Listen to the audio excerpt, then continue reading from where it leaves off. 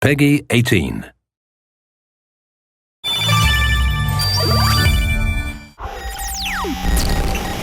Your freedoms can only be protected if democracy thrives. Join us. We are Dedsec.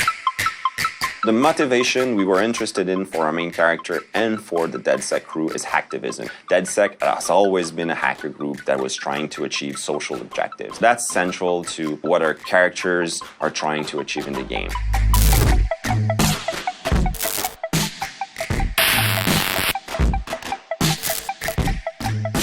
Hacktivism is something very present in the hacker culture. They want to expose some information they're the only ones having access to. Each character is like Marcus, like Wrench, Satara. They all represent a way to question how things should be. In this world of hyper-technology where it's getting so complicated and it's really hard to keep pace and it's even harder to understand what's within technology, they are the only one that can basically safeguard our daily lives, our security, our privacy. All the corporations that you can find in Watch Dogs 2 and in Watch Dogs in general are already existing in the world. There's nothing we invented. Dedsec is there to expose questionable practices that they see happen in the system. You can tell that there's a completely new type of economy going on called information, and that becomes an interesting way to explore our relationship with technology.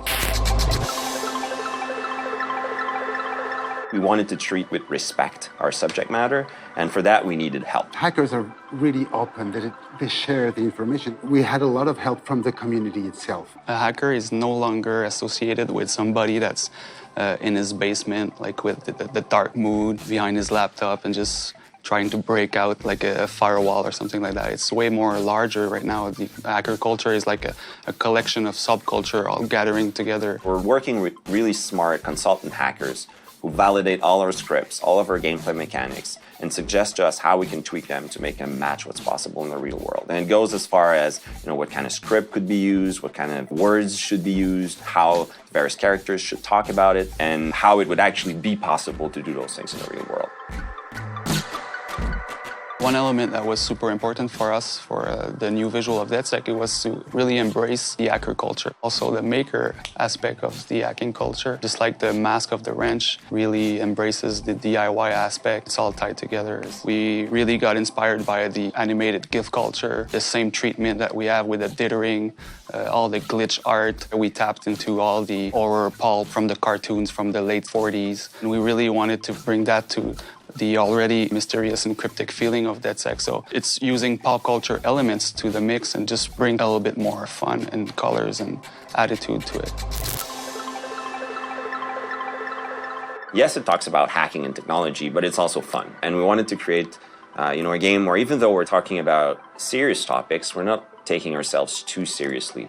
And that's a bit in the nature of the Dedsec crew also. They always try to have fun, even though they're dealing with really dire situations. Hacking is all about this ability to think outside the box because you see the possibility that goes beyond the preconceived rules. It's about having ideas. When the player is going to grab the controller, the more he's going to understand how these things work, he's going to start having ideas. And that's what a hacker has, ideas on how to fix stuff, break stuff, or mess around with it. The state of mind of Watch Dogs is simply educating people and at the same time having fun with it. These connections can create pretty fun mechanics, and that's why we're here for. That's why we chose that subject matters, because not only it's interesting and it's relevant, but it's also pretty fun to mess around with.